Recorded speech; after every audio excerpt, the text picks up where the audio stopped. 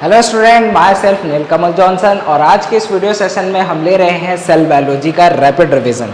तो जैसा भी आप सभी पीएटी की तैयारी कर रहे हैं तो इसमें आप लोगों का पीएटी का भी कहानी हो जाएगा, क्लास 11th में है तो उसका भी कहानी हो जाएगा और साथ ही साथ सबसे इम्पोर्टेंट यदि आप आईसीआर का भी प्रिपरेशन कर रहे हैं तो बहुत सारा कुछ आप यहाँ से कंटेंट ले सकते हैं।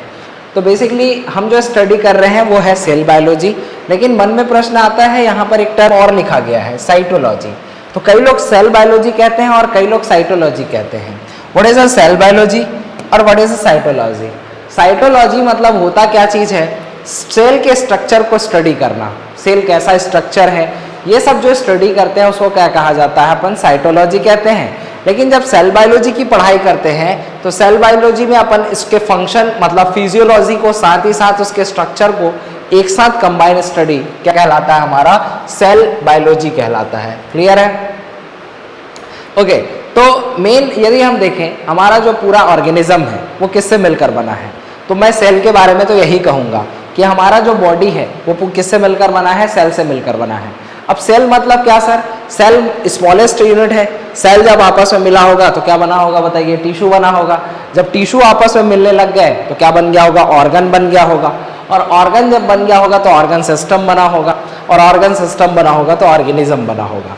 सर ये ऑर्गन सिस्टम क्या होता है, ऑर्गेनिज्म क्या होता है, ऑर्गन सिस्टम क्या है, तो ऑर्गेनिज्म के बारे में जानेंगे।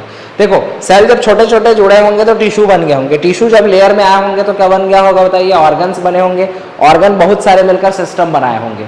लेकिन आपको एक बात तो समझ में आती है ना, ये जो ऑर्गन सिस्टम है वो आप लोग जानते हैं, आप लोग बेसिक टर्म में आप डिस्कस भी करते रहते हैं, आज मेरा डाइजेस्टिव सिस्टम सही नहीं है ना? ऐसा हुआ होगा, रात को भजिया में सोडा ज़्यादा डल जाता होगा, भजिया खाने के बाद आपके जो सिस्टम में लहर पैदा होती होगी उसको आप फील कर सकते हैं है ना? अंदर बाहर होने की प्रोसेस क्या हो जाती है, बढ़ जाती है। तो अंदर बाहर समझ पा रहे हैं? तो आप जर्नल टर्मिनोलॉजी में क्या डिस्कस कर लेते हैं, मेरा डाइजेस्टिव सिस्टम आज ठीक नहीं है। तो बताइए आपके सेल में एक सिस्टम है, ऐसे कितने सारे सिस्टम और हैं, किडनी है ना? कई लोग बोलते हैं दारू पीने से, अरे दारू पी रहे हैं ज़्यादा तो क्या सिस्टम खराब हो गया है, एक्सक्रीटरी सिस्टम। ये थोड़ा हाई लेवल हो जाता है, लेकिन ये जितने भी सिस्टम हैं वो सारे के सारे आपके शरीर के अंदर हैं और वही सिस्टम जब आपस में जुड़ जाते हैं तो वही क्या कहलाता है, ऑर्गेनिज्म कहलाता है। तो आप किसी भी ऑर्गेनिज्म को देखते हैं तो आपके मन में पहला ख्याल क्या आता है कि किसी भी ऑर्गेनिज्म को हम देख रहे हैं तो उसका पूरा बॉडी किससे मिलकर बना है, एक छोटी सी सेल से बना है। वही सेल जो आप लोगों ने, मैंने भले आपको जेनेटिक्स पहले पढ़ा दिया है लेकिन कायदे से देखा जाए तो पहले क्या पढ़ाना चाहिए था, सेल। लेकिन मैं वहां पे आप लोगों को थोड़ा थोड़ा क्या कर रहा था, बोलो, हिंट दे के आपको आगे बढ़ा रहा था। तो बताइए फिर सेल के बारे में हम यदि बेसिक डिस्कस करते हैं तो सबसे पहले आउटलाइन देख लेते हैं सेल का। सबसे पहले बाहर वाले सबसे पार्ट को क्या कहा जाता है बताइए? Cell wall. क्या कहते हैं बताइए? सबसे बाहर वाला पार्ट होता है उसे क्या कहा जाता है? Cell wall. सेल वॉल के बाद जो सेकेंड लाइन आती है उसे क्या कहा जाता है? Cell membrane.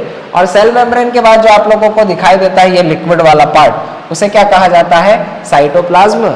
और साइटोप्लाज्म के अंदर यदि हम चलें तो ये जो न्यूक्लियस होता है वो फर्स्ट टाइम बनेगा, उसे हम प्रिमिटिव न्यूक्लियस कहेंगे।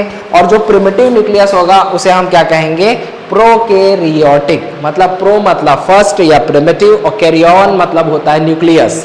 तो ऐसा न्यूक्लियस जो प्रिमिटिव है, जो मैच्योर है, उसे हम कहते हैं प्रोकैरियोटिक। और आफ्टर ये जब मैच्योर हो जाता है, न्यूक्लियर मेम्ब्रेन चारों तरफ से घेर लेती है, तो इसे कह देते हैं यूकैरियोटिक कहते हैं।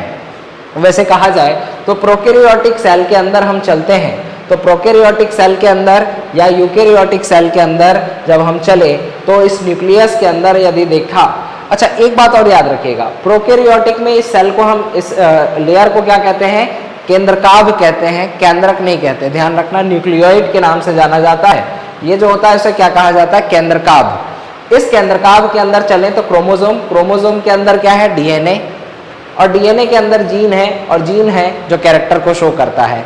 जैसा कि आप लोगों में मैंने जेनेटिक्स में भी पहले पढ़ाया था, मेंडल भले इस जीन को नहीं जानता था, फिर से सुनिएगा, मेंडल भले इस जीन को नहीं जानता था लेकिन वो ये जानता था कि कोई ना कोई है जो कोई ना कोई फैक्टर है जो कैरेक्टर को शो करता है।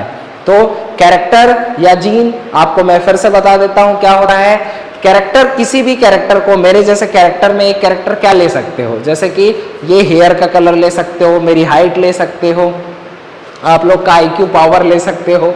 अरे यस या नो, मैंने आप लोगों को बताया था ये सारे के सारे कैरेक्टर हैं, और ये सब कैरेक्टर कहाँ पर होते हैं, इस जीन में होते हैं। ये जीन कहाँ पर होता है, DNA में। DNA कहाँ होता है, क्रोमोसोम में होता है। तो मैं आप लोगों को ये कहना चाहता हूँ, यदि मेरा हाइट है, यदि हाइट के लिए कौन रिस्पॉन्सिबल है, ये जीन रिस्पॉन्सिबल है। जीन रिस्पॉन्सिबल है कि जीन का एक्सप्रेस होना रिस्पॉन्सिबल है, तो आप क्या बोलेंगे, जीन का एक्सप्रेस होना रिस्पॉन्सिबल है। मैंने ऐसा पढ़ाया था। यदि मान लीजिए मेरे पास हाइट का तो जीन है, लेकिन वो अपने आप को एक्सप्रेस नहीं कर रहा है, और एक्सप्रेस करने के लिए यदि इन्वायरमेंट सही नहीं है तो वो अपने आप को एक्सप्रेस नहीं करेगा। कैसे, मैंने आपको एक एग्जांपल बताया था, मेरे में हाइट का जीन है, वो एक्सप्रेस करना चाह रहा है, लेकिन मेरा इन्वायरमेंटल फैक्टर जैसे मेरा ग्रोथ हार्मोन यदि वो रिलीज नहीं हुआ, तो बताइए, एक्सप्रेस तो करना चाह रहा था लेकिन वो अपने आप को ग्रोथ हार्मोन रिलीज नहीं किया, तो मेरी हाइट क्या हो जाएगी, छोटी हो जाएगी। तो क्या जीन के होने से क्या हाइट होगा, नहीं, जीन के एक्सप्रेस होने से कैरेक्टर आएगा।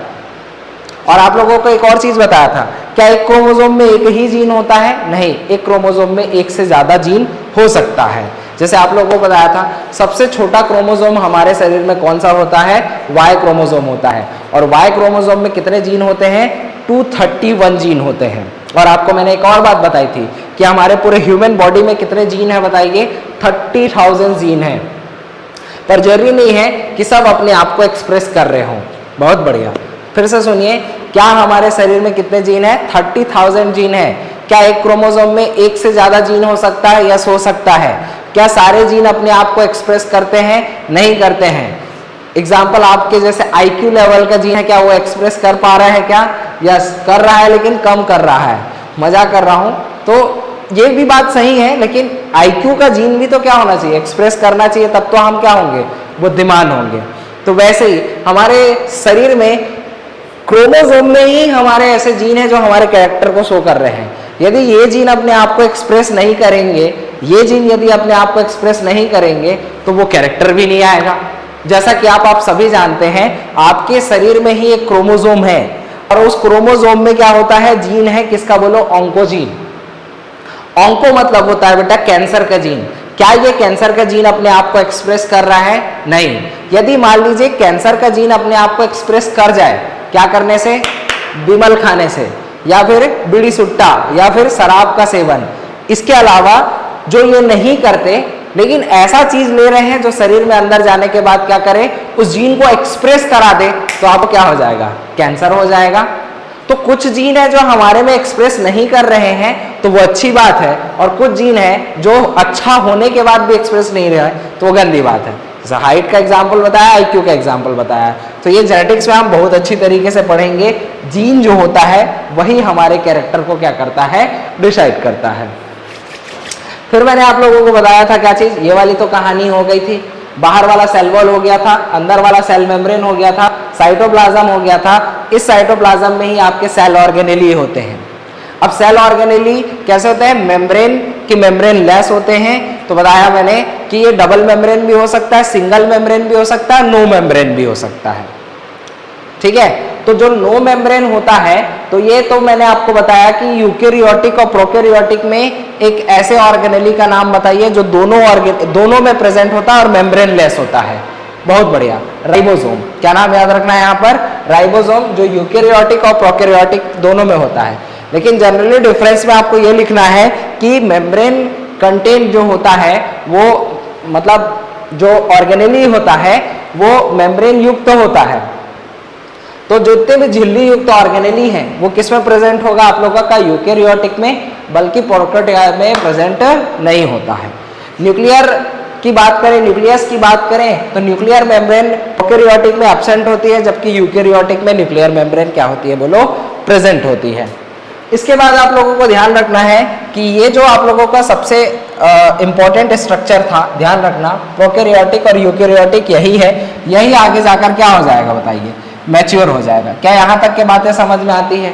अब रही बात सेल वॉल में, सेल वॉल में जो होता है वो ऑब्वियस ही बात है, बाहर का लेयर है, डेड होता है, परमिएबल होता है। अब बताइए, सबसे पहली बार बैक्टीरिया आया, तो बैक्टीरिया में सेल वॉल किसका बना होता है? पेप्टिडोग्लाइकॉन। पेप्टिडो मतलब होता है अमीनो एसिड, पेप्टाइड है, और ग्लाइकॉन मतलब क्या होता है? कार्बोहाइड्रेट। तो प्रोटीन और कार्बोहाइड्रेट दोनों से मिलकर बना होता है, जिसको आप पेप्टिडोग्लाइकॉन कहते हैं। बैक्टीरिया के बाद आता है फंजी। फंजी में किसका बना होता है? काइटिन का बना होता है। और ये जो काइटिन होती है वो एक तरीके से पॉलीसेकेराइड है, जिसका मेन कंपोनेंट क्या होता है? नाग होता है। और ये जो नाग होता है उसको एन एसिटाइल क्या बोलते हैं? ग्लूकोसामीन कहते हैं। वैसे यदि प्लांट्स की बात करें तो हायर प्लांट्स में देखा जाए तो सेल्यूलोज, पैक्टीन, हेमीसेल्यूलोज, इन सब से हमारा क्या बनता है? बोलो, सेल वॉल बनता है। अब बात करते हैं हम सबसे इंपॉर्टेंट स्ट्रक्चर के बारे में, वो है अंदर वाला, जिसको हम लोग क्या बोलते हैं? Cell membrane. सेल मेम्ब्रेन हर लिविंग ऑर्गेनिज्म में पाया जाता है। यस या नो में आंसर दीजिए। तो आपका आंसर होगा यस। हम जानते हैं कि कोई सा भी लिविंग ऑर्गेनिज्म हो, कोई सा भी लिविंग ऑर्गेनिज्म हो, उसमें सेल मेम्ब्रेन का होना अति आवश्यक है। किसी भी सेल की परिकल्पना सेल मेम्ब्रेन के बिना कर ही नहीं जा सकती। यदि इसमें सेल मेम्ब्रेन नहीं है तो आप उसे क्या कहेंगे? डेड कहेंगे। तो द मेन कैरेक्टरिस्टिक फीचर क्या बोलेंगे? Main characteristic feature of living organism क्या बोलेंगे? Cell membrane. सेल मेम्ब्रेन का पाया जाना अत्यंत इंपॉर्टेंट है। ये में हम लोगों ने क्या बताया? सबसे बाहर क्या होता है बताओ? Cell wall, cell membrane, cytoplasm, nucleus. Nucleus के अंदर क्या आएगा? क्रोमोसोम। क्रोमोसोम के अंदर क्या आएगा? डीएनए। डीएनए के अंदर जीन। जीन जो होता है वो क्या करता है? कैरेक्टर शो करता है। तो यहां तक सीख लेने के बाद हमारे मन में क्या आता है? हमारे पूरे शरीर में द स्ट्रक्चरल, फंक्शनल, इवन अब एक और नया जोड़ सकते हो, जेनेटिकल। हमारे structural, functional and genetical unit of क्या बोल सकते हैं? लाइफ बोल सकते हैं। तो ये जो आप लोगों ने देखा कि ये जो structural and functional and genetical unit of life है, वही क्या है बताइए? सेल है। क्या है बताइए? सेल है। अब यदि हम डिस्कस करें सेल वॉल, तो मैंने आप लोगों को बेसिक्स बता दिया। डेड होता है, बैक्टीरिया में पेप्टिडोग्लाइकॉन का बना होता है। ये जो होता है सेल्यूलोज, प्लांट हेमीसेल्युलस, पैक्टीन का बना होता है। और फंजी में जो होता है वो क्या होता है? काइटिन का बना होता है। एक फंजी का नाम बता सकते हैं आप मुझे? Yes, east. यूनिसेल्युलर की मल्टी सेल्युलर, तो याद रखिएगा ये जो होता है वो ये होता है यूनिसेल्युलर होता है। अब इसके बाद नेक्स्ट डिस्कस करते हैं हम लोग किसके बारे में? सेकेंड स्ट्रक्चर हम पढ़ रहे थे सेल मेम्ब्रेन। क्या पढ़ रहे थे बोलो? Cell membrane. सेल मेम्ब्रेन में मैंने आप लोगों को बताया कि हमारा जो मेन लिविंग ऑर्गेनिज्म का कैरेक्टरिस्टिक फीचर है वो क्या है बताइए? Cell membrane. Cell membrane living होता है। किसी को लिविंग कह रहे हो तो उसके पीछे रीजन है cell membrane. Cell membrane basically lipid, protein और कार्बोहाइड्रेट तीनों के बारे में, तीनों से क्या होती है? बनी हुई स्ट्रक्चर होती है। लिपिड के बारे में यदि डिस्कस करें तो लिपिड जो होता है वो 40% कंटेंट बनाता है हमारे सेल मेम्ब्रेन का। मेन जो होता है लिपिड जो होता है अंदर डीएनए को प्रोटेक्शन देने का भी क्या करता है बोलो? काम करता है। लिपिड बाइलेयर होता है, ये देखो दिख रहा है। और इस लिपिड के दो पार्ट होते हैं। ये वाला जो होता है ना हेड वाला, और ये वाला क्या होता है? टेल वाला पार्ट होता है। अब आप सभी को पता है, मैंने अभी आपको पढ़ाया तो क्या पढ़ाया बताइए? जो ये जो आप लोगों को दिखाई दे रहा है सेल मेम्ब्रेन, सेल मेम्ब्रेन के बाद जो आपको स्ट्रक्चर दिखाई देगी ये वाली रेड रेड जो आपको दिख रही है, ये आप लोगों का साइटोप्लाज्म है। अब साइटोप्लाज्म तो भाई ऑब्वियस सी बात है लिक्विड पार्ट है। अब ये लिक्विड पार्ट है तो हमारा ये जो आप लोगों का लिपिड बाइलेयर स्ट्रक्चर दिखाई दे रहा है, ये लिपिड बाइलेयर बेसिकली है क्या चीज बताइए? फास्फोलिपिड। और इसमें मेन कंपोनेंट जो होता है वो क्या होता है? लेस्थीन होता है। क्या होता है? लेस्थीन। ध्यान रखिएगा। अब ये जो लेस्थीन के बारे में अपन डिस्कस कर रहे हैं वो तो खैर डिस्कस कर लिए। अपन ये जो स्ट्रक्चर देख रहे हैं लिपिड का, ये लिपिड क्या होता है? बाइलेयर होता है। अब ये लिपिड को समझने के लिए आप ऐसे समझिए, इसके अंदर न्यूक्लियस होगा, न्यूक्लियस के अंदर क्या होगा? जेनेटिक मटेरियल होगा। तो कुल मिला के ये लिपिड इस जेनेटिक मटेरियल को क्या कर रहे हैं? बचा रहे हैं, प्रोटेक्शन दे रहे हैं। लेकिन ये जो होता है सेल वॉल तो क्या होता है? परमिएबल होता है, वो आने की इजाजत देता है। लेकिन ये जो सेल मेम्ब्रेन होती है वो किसी को आने की इजाजत नहीं देती। वो पहले देखती है कि आप हैं कौन, कहां से आए हैं, ये पहले पूछताछ होता है। अब इसी पूछताछ की कहानी को सेल रिकॉग्निशन या सेल क्या कहते हैं? पहचान कहते हैं।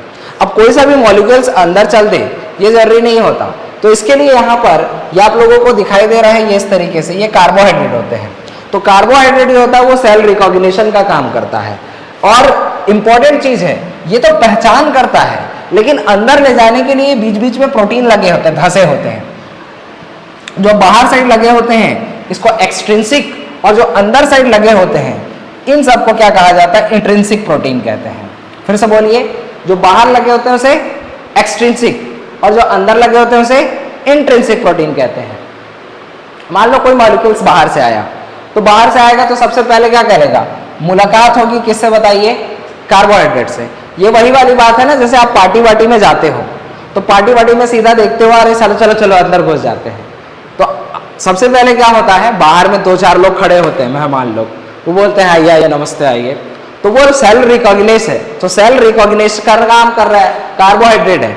तो बाहर में जो लोग बाग खड़े हैं वो कोई और नहीं है, कार्बोहाइड्रेट है। पहले मुलाकात होगी, कार्ड वर्ड रखे हो, आपके घर न्योता आया है तो बोलेगा हाँ आया है तो चलिए जाइए। तो कार्बोहाइड्रेट पूछता है कि आप अपने ही जाति के हैं, मतलब इसका सबसे बढ़िया एग्जांपल बताता हूँ, human sperm and egg cell. Human sperm को जब एक सेल से मुलाकात कराते हैं, ये जब आपस में मिलता है, तो जब ये आपस में मिलते हैं तो पहचान करते हैं कि तुम हमारी जाति के हो कि दूसरी जाति के हो, तो वो उसको रिकॉग्नाइज करता है, तब जाके अंदर जाने की क्या करता है, इजाजत देता है, ताकि स्पर्म किसके अंदर एंटर कर सके, एक सेल के अंदर एंटर कर सके। पहचान करने का काम किसने किया, कार्बोहाइड्रेट ने। फिर से सुनिए, पहचान करने का काम किसने किया है, यहाँ पर कार्बोहाइड्रेट ने। अंदर ले जाने का काम किसने किया है, प्रोटीन ने। और प्रोटेक्शन देने का काम किसने किया है, लिपिड ने। तो ये तीनों बातें समझ में आई। तो सेल के अंदर किसी चीज का अंदर एंटर करना एंडोसाइटोसिस, अंदर सेल के अंदर जाना एंडोसाइटोसिस, और सेल के बाहर आना एक्सोसाइटोसिस कहलाता है, जिसको आप लोग आगे जाके पढ़ते हैं एंडोस्मोसिस। अरे यस या नो, एंडोस्मोसिस, एक्सोस्मोसिस। कोई भी सेल यदि सॉलिड पार्ट को इंटैक्ट करता है, फिर से सुनिए, कोई भी सेल सॉलिड पार्ट को इंटैक्ट करता है तो उसको बोलते हैं फैगोसोम। और यदि कोई सेल लिक्विड पार्ट को इंटैक्ट करता है तो उसको बोलते हैं पिनोसाइटोसिस। उसको बोलते हैं जैसे फैगोसाइटोसिस, जैसे उसको बोलते हैं फैगोसाइटोसिस। कोई भी यदि सॉलिड पार्ट को यदि इंटर करता है तो उसको बोलेंगे फैगोसाइटोसिस। लेकिन यदि यही लिक्विड पार्ट है तो इसको बोलेंगे पिनोसाइटोसिस। पिनो मतलब पानी, पानी मतलब लिक्विड, लिक्विड मतलब पानी। उसको यदि अंदर रहेगा तो पिनोसाइटोसिस कहेंगे, सॉलिड रहा तो फैगोसाइटोसिस कहेंगे। याद करिए, आपकी कोई सेल है क्या आपके शरीर में जो किसी सॉलिड पार्ट को काट काट के मारने का काम करती है, खाती है, सॉलिड पार्ट इंटेक करती है? Yes, RBC, sorry WBC. WBC जो है वो मैक्रोफेज सेल है। ये क्या काम करती है, जो बैक्टीरिया होती है उसको पकड़ पकड़ के सॉलिड पार्ट को इंटेक करती है, उसको क्या करती है, नष्ट करती है। तो इसको क्या बोलते हैं, फैगोसाइटोसिस। क्या बोलते हैं, फैगोसाइटोसिस। तो किसी भी सॉलिड पार्ट को यदि हमारा सेल इंटेक करता है तो इसको फैगोसाइटोसिस कहते हैं। लिक्विड पार्ट है तो उसे पिनोसाइटोसिस कहते हैं। एंडोस्मोसिस अंदर जाता है, बाहर निकले तो उसे क्या कहा जाता है, एक्सोस्मोसिस कहते हैं। तो ये सब क्या है बोलो, छोटी छोटी बातें हैं जो आप लोग को ध्यान रखनी है। हमारा जो सेल मेम्ब्रेन है उस सेल मेम्ब्रेन में लिपिड के 2 पार्ट होते हैं। लिपिड का जो हेड वाला पार्ट होता है उसको बोलते हैं अपन पानी से प्यार करने वाला होता है, तो उसका हेड पार्ट जो होता है लिक्विड साइड होता है। किधर साइड होता है, लिक्विड साइड। लेकिन जो उस लिपिड का जो नीचे वाला हेड वाला पार्ट होता है वो किधर साइड होता है, वाटर साइड होता है। वाटर से दूर की वाटर से पास, वाटर से दूर होता है। तो ये वाला हाइड्रोफिलिक और जो टेल वाला पार्ट होता है वो हाइड्रोफोबिक। दोनों का नेचर अलग अलग होता है, उभयधर्मी प्रकृति होती है। और सबसे इंपॉर्टेंट चीज ध्यान रखना है यहाँ पर कि लिपिड जो होता है 40% पार्ट बनाता है, तो प्रोटीन कितना परसेंट बनाता है, 60% के आसपास प्रोटीन होता है। 1 से 2% केवल क्या होता है, कार्बोहाइड्रेट होता है। तो ये कंपोनेंट याद रखिएगा सेल मेम्ब्रेन में, कि सेल मेम्ब्रेन में जो लिपिड होता है, प्रोटीन होता है वो 60%, प्रोटीन होता है 60%, लिपिड होता है 40%, 1-2% क्या होता है, कार्बोहाइड्रेट होता है। क्या होता है, कार्बोहाइड्रेट। तो ये आप लोगों को रखना है ध्यान में।